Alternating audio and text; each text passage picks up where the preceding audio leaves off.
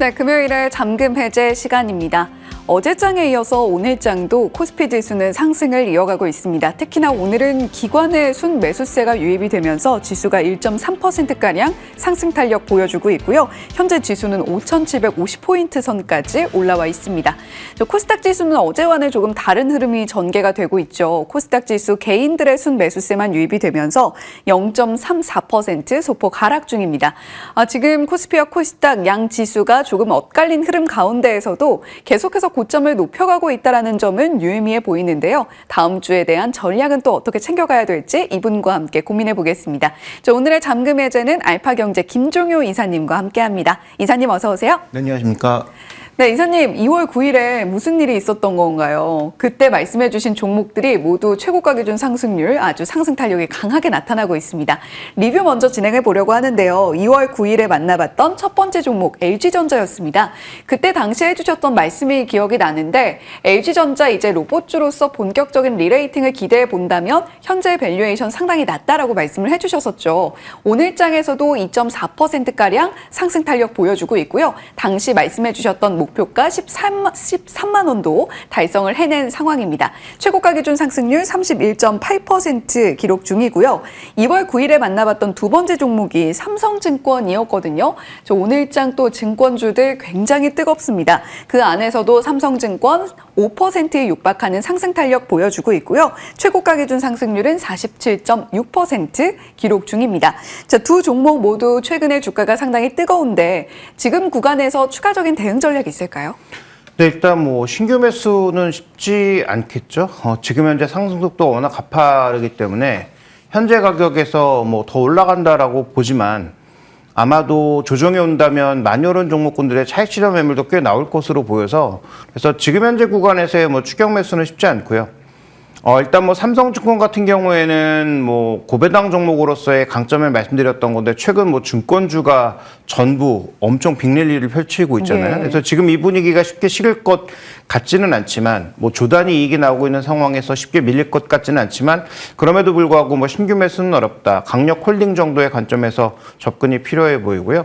LG전자는 그런 모멘텀이 과연 나올까 했는데 대신증권의 박강호 연구원 리포트가 나오면서 어느 정도 시장에서 한번 부각을 받았기 때문에 그러면 저는 일시적으로 한번 13만 원 정도 1분기 실적 호전이라고 하는 모멘텀을 중요하게 봤던 것인데 로봇 내러티브가 붙으면 한 16만 원 정도까지는 추가적인 반등 여력이 있어 보여서 그러면 지금 구간에서도 매수는 가능하지만 올라가는 구간보다는 눌림목 구간에서 매수를 하시는 것이 좀 좋지 않을까. 그래서 삼성증권은 강력 홀딩 정도, LG전자는 조정시 매수 정도의 의견에서 목표가는 16만 원으로 상향하는 말씀을 드리고 싶습니다.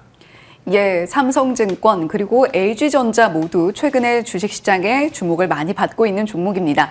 삼성증권의 경우에는 추격 매수를 좀 자제하시는 것이 좋지 않겠는가라고 말씀을 해주셨고요. 대신에 보유하고 계신 분들은 강력 홀딩 관점 말씀을 해주셨죠. 그리고 LG전자는 목표가 수정이 있었습니다. 이미 13만 원 1차 목표가를 달성을 했기 때문에 LG전자 실적까지 확인을 하면서 16만 원의 목표가 2차 목표가로 제시한다라고 말씀해 주셨으니까요. 조정 시의 매수 라는 관점도 함께 기억하시면서 LG전자 지켜보시면 좋겠습니다. 그러면 오늘 본격적으로 잠금 해제 종목 발굴 이어가 볼 텐데요. 첫 번째 헤드라인 바로 살펴보시죠. 오늘의 첫 번째 헤드라인입니다. 대한항공이 통합을 앞두고 올해 첫 공모치 시장을 노크했다라는 소식인데요. 대한항공 실적 나쁘지 않았죠. 그렇다면 이제 본격적으로 이륙을 기대해봐도 될까요? 네, 일단 뉴스의 흐름을 살펴보면 단계적으로 돌아오는 채권들이 있고 그다음에 연말에 지금 통합을 앞두고 있는 상황이니까 전반적으로 이제 채권의 기간 정리를 하고 있다라고 봐야 될 것 같습니다. 그래서 다 이제 장기화 시키는 거라고 봐야 되겠죠. 그래서 단기적으로 돌아올 채권들을 이렇게 장기화 시켜 놓는 것이 만약에 돈을 못 버는 기업이라면 부담이 될 수 있는데 말씀해 주셨다시피 지금 실적도 좋고 현금 여력도 충분하고 지금 합병 준비가 거의 끝나 있는 상황이잖아요. 그러니까 지금 현재 이 채권의 기간 전환도 제가 보기에는 결국은 합병과 관련된 여러 가지 비용에 있어서의 부담감을 덜기 위한 정책으로 봐야 되기 때문에 저는 이건 나쁘지 않은 그런 상황으로 좀 이해를 하고 있습니다. 그래서 대한항공은 그 CEO에 관련된 여러 가지 평가가 있을 수 있으나 저는 뭐 그럼에도 불구하고 우리나라에 이제 하나밖에 없는 FSC로서의 전체적인 항공산업의 뭐 구조조정의 키를 쥐고 있는 종목이라는 차원에서 지금 좀 주목해 볼 필요가 있지 않느냐 이렇게 좀 판단합니다. 예, 대한항공 이제 본격적으로 기대해 볼 때다라고 말씀을 해주셨는데 그러면 오늘 첫 번째 잠금 해제 종목의 주인공은 대한항공이 되겠네요. 자, 오늘 대한항공 공개한 가운데 두 가지 키워드 바로 열어보겠습니다. 첫 번째 키워드는 합병 효과에 대해서 좀 이야기 나눠봐야 될 것 같고요. 두 번째는 적정한 밸류에이션, 목표가까지 함께 이어서 들어보도록 하겠습니다. 자, 지금 합병 효과에 대해서 좀 여러 가지 이야기들이 나오고 있는 것 같아요. 뭐 공항에서는 승무원들 간의 기싸움도 벌어지고 있다. 이런 뉴스 헤드라인도 본 적이 있는데 합병 효과, 투자의 관점에서는 어떻게 바라볼 수 있을까요? 그러니까 합병에서 시너지를 봐야 되느냐, 합병과 관련된 비용을 봐야 되느냐 정도의 싸움이라고 봐야 되겠죠. 그런데 저는 지금 현재 구간에서 우리가 주목해 봐야 되는 것은 합병 시너지 쪽에 좀 더 포커스를 맞춰야 되지 않느냐라고 보고 있는데 왜냐하면 합병 비용이라고 하는 것을 이미 계상해 두고 있는 상황이고 그와 관련돼서 지금 재무조정도 다 하고 있는 상황이잖아요. 충분한 현금 여력도 한진칼과 대한항공이 이미 준비를 하고 있는 상황이라고 볼 수가 있겠고 그다음에 지금은 말씀드렸다시피 돈을 잘 벌고 있는 상황이고요. 자, 한번 우리가 준비된 그림을 보면서 지금 돈을 잘 벌고 있는데 더 주목해 볼 만한 포인트가 무엇인지 한번 살펴보도록 할까요? 자, 지금 국제선 운임과 관련된, 그러니까 여객선 운임과 관련된 항공 여객과 관련된 부분은 그렇게까지 큰 기대를 할 게 없어요. 갑자기 막 사람이 늘어날 수는 있겠지만 작년에 워낙 주식이 좋았으니까 올해 뭐 소득, 소비가 늘어날 개연성을 우리가 생각해 볼 수 있겠지만 이게 뭐 갑자기 급증하거나 뭐 이럴 가능성은 뭐 비교적 높지 않은데 주목해 봐야 되는 건 바로 이쪽 부분인 거죠. 반도체 수출이 역대 최고로 가고 있지 않습니까? 예. 반도체 수출 뭘로 할까요? 항공화물로 합니다. 항공화물의 지금 단가가 올라가고 있다라는 거죠. 그래서 그런 차원에서 데이터 센터와 관련된 IT 부품 굉장히 빠르게 직송해야 되고 상대적으로 변동성이 적은 항공화물로 가고 있는데 이 항공화물의 양이 늘어날 수 있다라는 것을 한번 주목해 볼 필요가 있다는 거죠. 이미 다 아시는 것처럼 여객보다는 화물 쪽이 당연히 수익성이 높거든요. 수익성 높은 화물이 늘고 있다.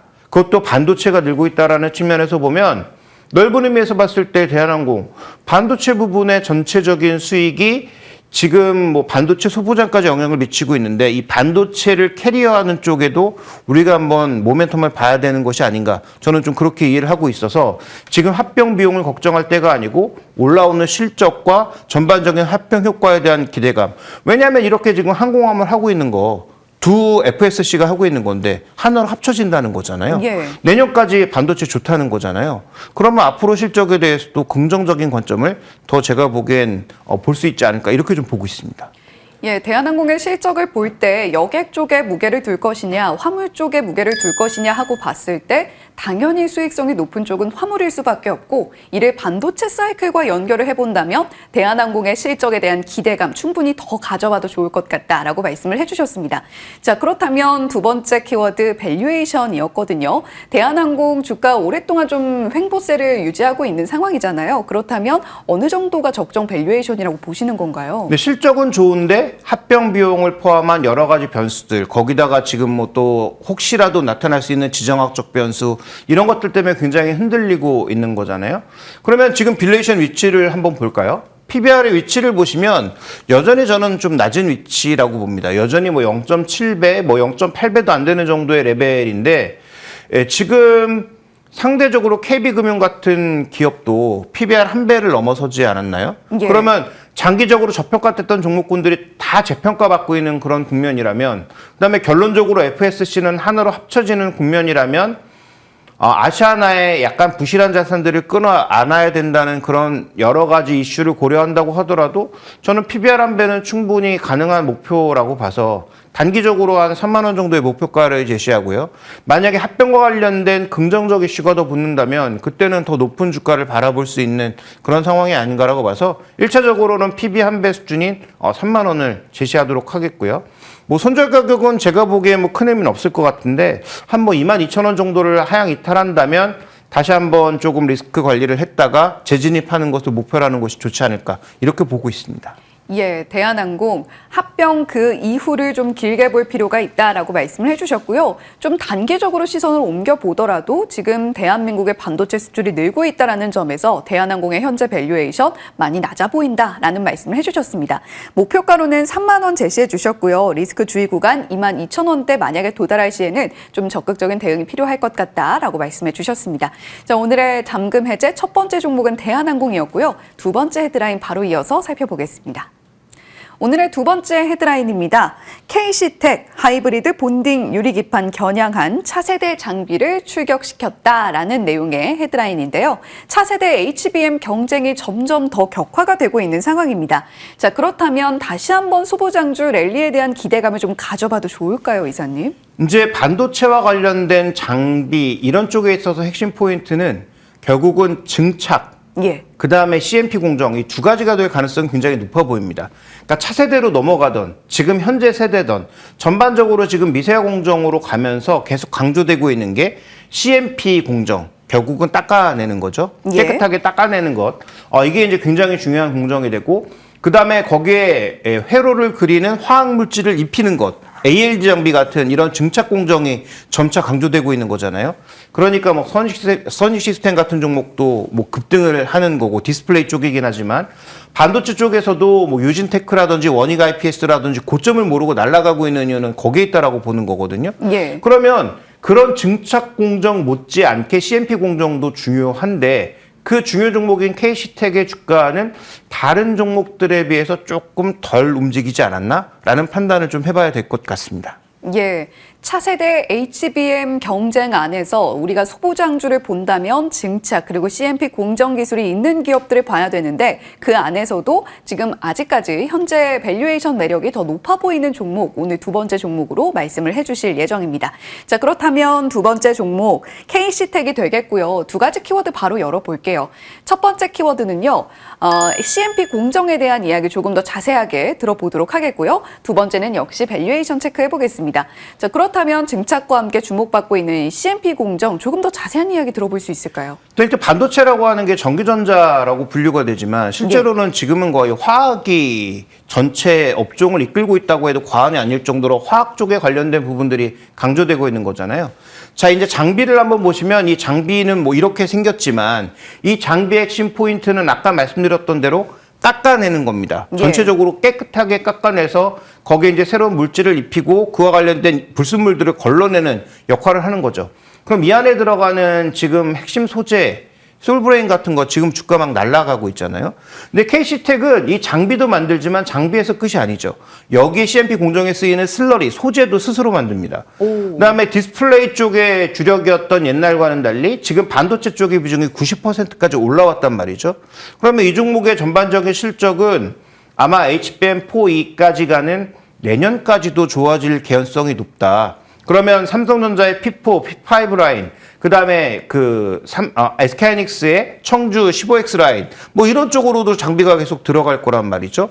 그런 측면에서 고려해 봤을 때 아까 말씀드렸던 이 CMP 공정의 중요성은 점점 높아지고 있고 유리기판까지 한번 우리가 눈을 넓혀본다면 그쪽에서 또 CMP 공정의 중요도는 굉장히 높아지고 있기 때문에 왜냐하면 그 판에다가 구리를 넣어서 전극을 뚫어놓고 그걸 잘 깎아야지 전체적으로 쓸 수 있는 거 아니겠어요? 예. 그런 측면에서 이제 CMP 공정의 중요성이 높아지고 있는데 다른 장비 종목군들 대비해서는 상대적으로 좀 평가가 박하지 않나 이렇게 좀 보고 있습니다.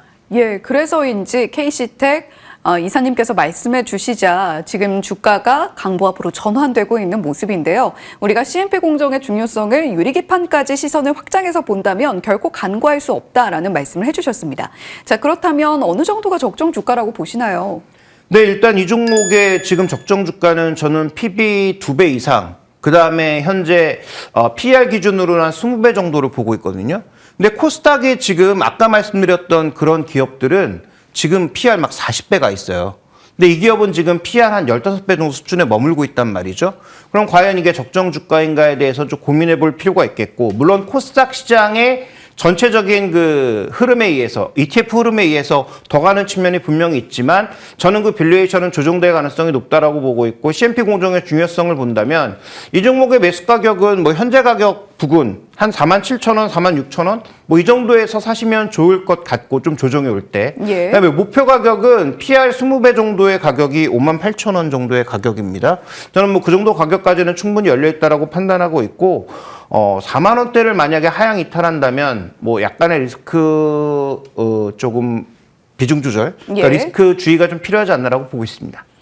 예, KC텍 말씀드리는 가운데 상승 탄력을 조금씩 더하고 있습니다. 0.5% 현재 상승 중인데요.